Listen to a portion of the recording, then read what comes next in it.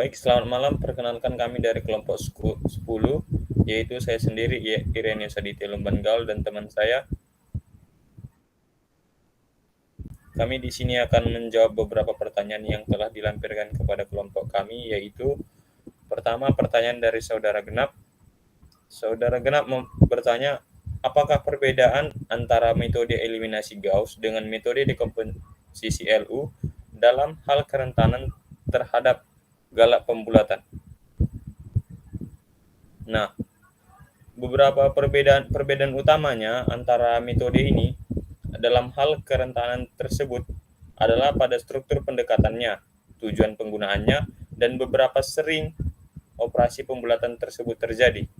Dalam eliminasi Gauss, prosesnya bertujuan untuk mengubah sistem persamaan linear menjadi bentuk segitiga atas atau upper triangular dengan operasi baris elementar. Setelah itu, disubstitusikan mundur digunakan untuk menyelesaikan sistem.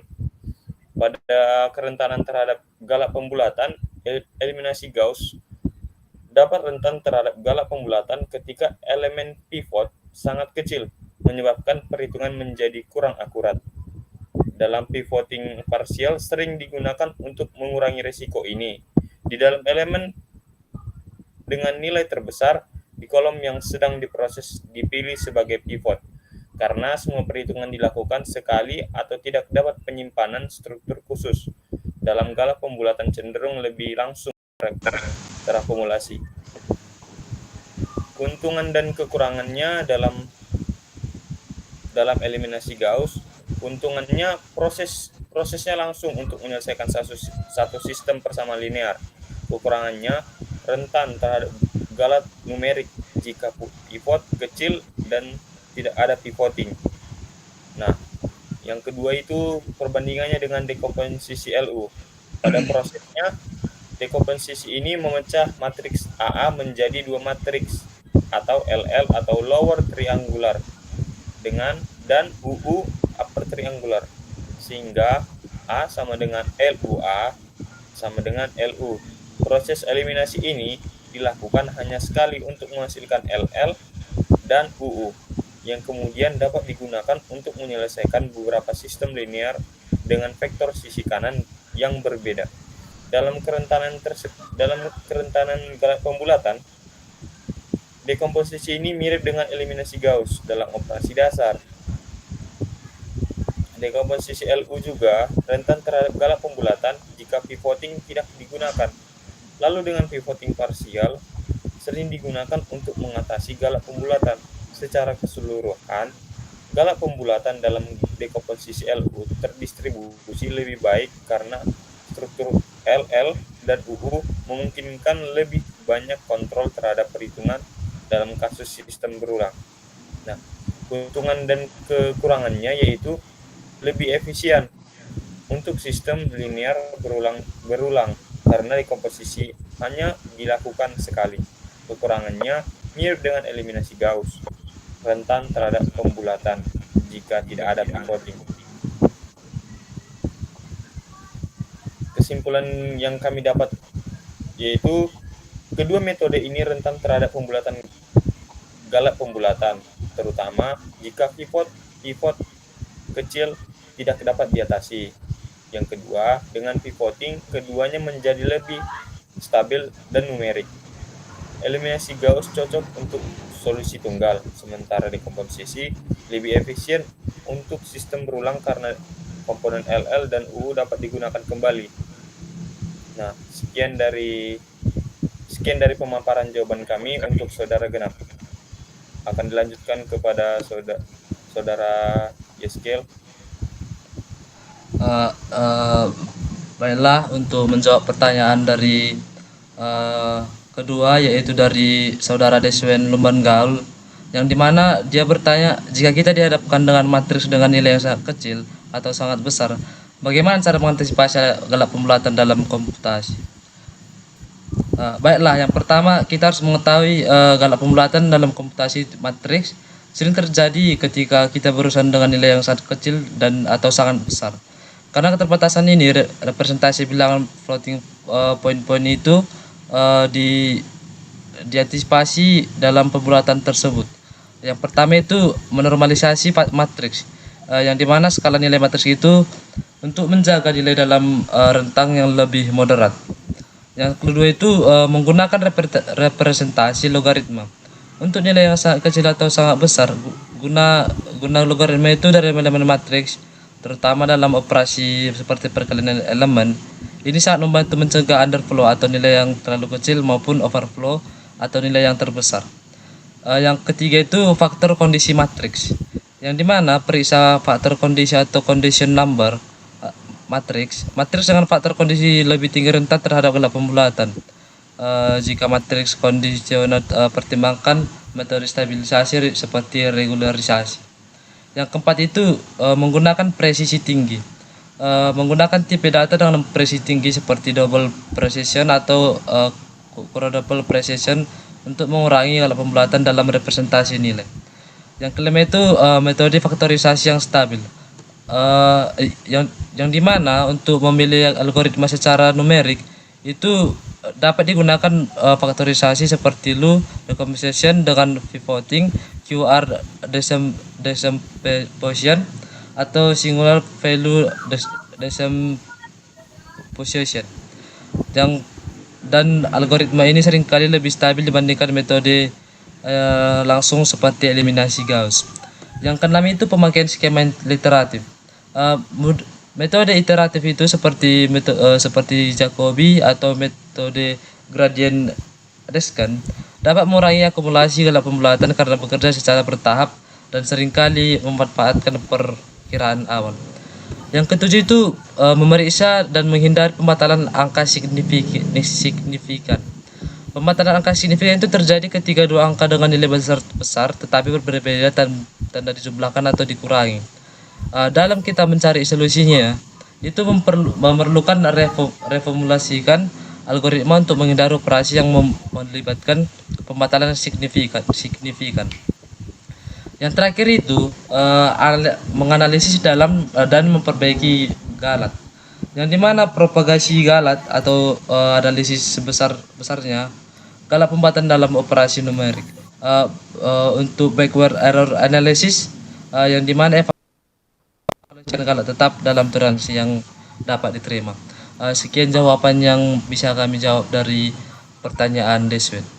Nah, untuk selanjutnya itu yaitu pertanyaan dari saudara Luis yang dimana dia bertanya, apakah perputaran parsial reduksi gelap pembulatan sangat mempengaruhi nilai penyelesaian dan memberi nilai yang benar pada hasil persamaan linear dari suatu metode Jacobi maupun metode Gauss-Seidel yang dijelaskan dalam sebelumnya. Nah, untuk perputaran parsial atau partial pivoting adalah teknik yang paling penting dalam numerik untuk mengurangi gelap pembulatan, terutama dalam metode Gauss dan eliminasi Gauss. Namun dalam konteks metode iteratif ini seperti Jacobi dan Gauss-Seidel, efeknya sedikit berbeda karena sifat metode iteratif itu sendiri. Dalam pembahasan ini kita akan jadi dalam pembahasan itu sangat banyak dipengaruhi oleh galak pembulatan dalam metode iteratif. Yang dimana metode Jacobi dan Gauss-Seidel itu bekerja dengan pendekatan iteratif untuk mendapatkan solusi sistem persamaan linear. Setiap iterasi menggunakan hasil dan iterasi sebelumnya sehingga galak pembulatan dapat terakumulasi dengan dikontrol. Yang selanjutnya itu dalam perputaran parsial, apakah itu membantu metode iteratif? Nah, perputaran parsial itu atau partial pivoting biasanya diterapkan pada metode eliminasi langsung seperti eliminasi Gauss untuk mengurangi efek pembatalan signifikan dan meningkatkan stabilitas numerik. Dalam metode iteratif atau Jacobi atau Gauss-Seidel, perputaran parsial biasanya tidak diterapkan karena langkah iteratif bergantung pada sifat matriks itu sendiri. Namun untuk memastikan bahwa matriks A memiliki struktur yang stabil dengan dominasi diagonal atau perconditioning adalah langkah penting untuk memitigasi efek galak pembulatan. Yang ketiga itu faktor-faktor yang lebih mempengaruhi galak dalam metode iteratif. yang dimana dominasi diagonal itu, jika ada dominan secara diagonal, metode iteratif itu cenderung lebih stabil dan galat pembulatan memiliki dampak yang kecil. Yang selanjutnya itu faktor kondisi atau condition number, yang dimana matriks dengan faktor kondisi rendah atau baik dikondisikan cenderung menghasilkan solusi yang lebih stabil. Yang selanjutnya jumlah iterasi, semakin banyak iterasi yang besar, kemungkinan akumulasi galat pembulatan penggunaan kriteria pengertian yang ketat dapat membantu. Yang selanjutnya presisi floating point. Menggunakan representasi floating point dengan presisi tinggi dapat mengurangi galat pembulatan. Yang keempat itu solusi untuk mengatasi galat pembulatan dalam metode iteratif. Seperti skala baris atau kolom atau transformasi matriks untuk meningkatkan dominasional diagonal dapat membantu mengurangi dampak galat pembulatan. Relaksi pada metode Gauss-Seidel, menggunakan metode seperti SOR atau successive over relaxation dapat membantu mempercepat konvergensi dan mengurangi dampak akumulasi galat. Dan peningkatan presisi itu sangat penting jika memungkinkan gunakan tipe data floating point dengan presisi tinggi seperti double precision atau quadruple precision untuk mengurangi galat representasi. Yang terakhir, analisis faktor kondisi, evaluasi faktor kondisi matriks sebelumnya menggunakan metode iteratif. Jika faktor kondisi terlalu tinggi, pertimbangan regulasi itu atau metode yang lebih stabil dan akan mengurangi metode yang lebih stabil. Jadi yang dapat disimpulkan itu pada perputaran parsial tidak dapat langsung diterapkan pada metode iteratif seperti ZOB atau Gauss-Seidel. Namun, struktur matriks yang dapat stabil seperti dominasi diagonal adalah kunci untuk mengurangi dampak galat pembulatan. Dalam dunia komputasi numerik, galat pembulatan dapat menyebabkan penyelesaian sistem persamaan linear, yang dimana menyimpang jika tidak dikelola dengan baik, tetapi dengan pendekatan stabilisasi atau presisi tinggi metode relaksi, ini efek yang dapat diminimalkan. Nah, sekian jawaban yang dapat kami jawab dari pertanyaan saudara Luis. Saya persilakan untuk rekan saya Renius Aditya Lumban Gaul untuk menjawab pertanyaan selanjutnya dari teman-teman sekalian. Terima kasih.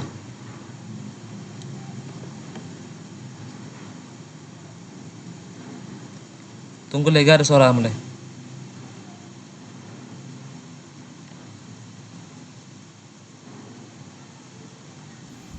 Baik, terima kasih. Saya akan menjawab pertanyaan dari saudara Erianto Rezeki Siregar dari kelompok 2. Jika suatu sistem persamaan tidak memenuhi dominasi diagonal, apakah ada cara agar metode Jacobi dan Gauss-Seidel tetap bisa digunakan? Dan jelaskan.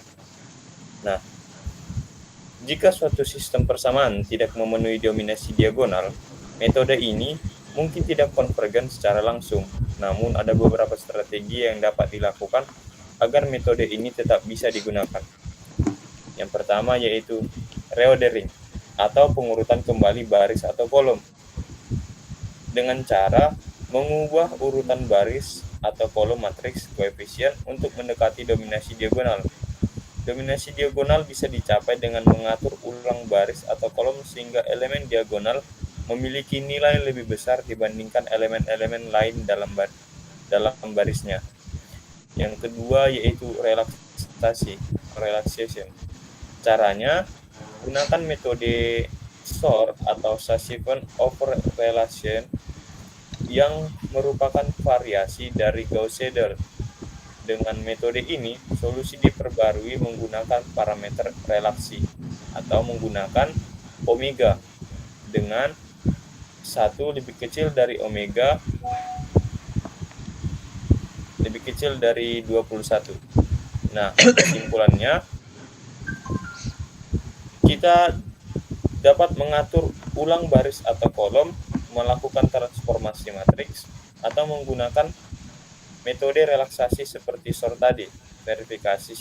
Yang kedua, verifikasi sifat spektral matriks untuk memastikan apakah iterasi tetap dapat konvergen. Baik, terima kasih. Itulah jawaban yang dapat kami sampaikan. Selanjutnya saya akan menjawab pertanyaan dari Eva Sinurat, yaitu Ada pada halaman PPT halaman 7 dikatakan bahwa metode Jacobi dan Gauss-Seidel termasuk dalam metode iteratif. Metode iteratif ada yang stasioner dan ada juga non-stasioner. Apakah kedua metode tersebut termasuk stasioner atau non-stasioner? Berikan penjelasannya.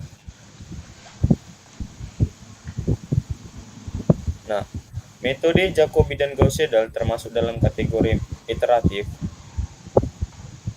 stasioner. Metode iteratif stasioner adalah metode di mana aturan iterasi tetap sama sepanjang proses iterasi, yakni matriks iterasi BB yang digunakan dalam formula iterasi tidak akan berubah. Sebaliknya, metode non-stasioner seperti metode gradien, konjugat, mengubah aturan iterasi selama proses berdasarkan nilai solusi sementara.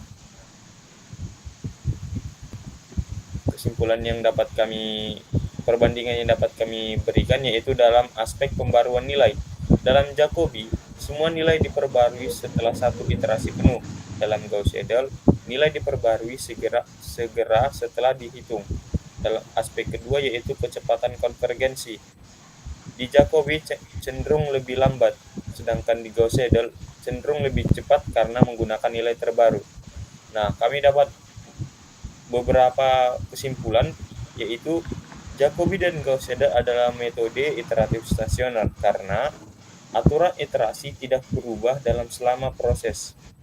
Yang kedua, kedua metode ini berbeda dalam cara pembaruan variabel. Dengan Gauss-Seidel cenderung lebih cepat konvergen, dan contoh di atas menunjukkan langkah iterasi kedua metode hingga solusi mendekati hasil yang sebenarnya. Baik, itulah jawaban-jawaban yang dapat kami lemparkan kepada pertanyaan-pertanyaan yang diberikan oleh teman kami. Sekian dan terima kasih. Lebih dan kurangnya agar dimaklumi dan dapat kita sharing di kelas atau jumpa secara langsung. Sekian dan terima kasih.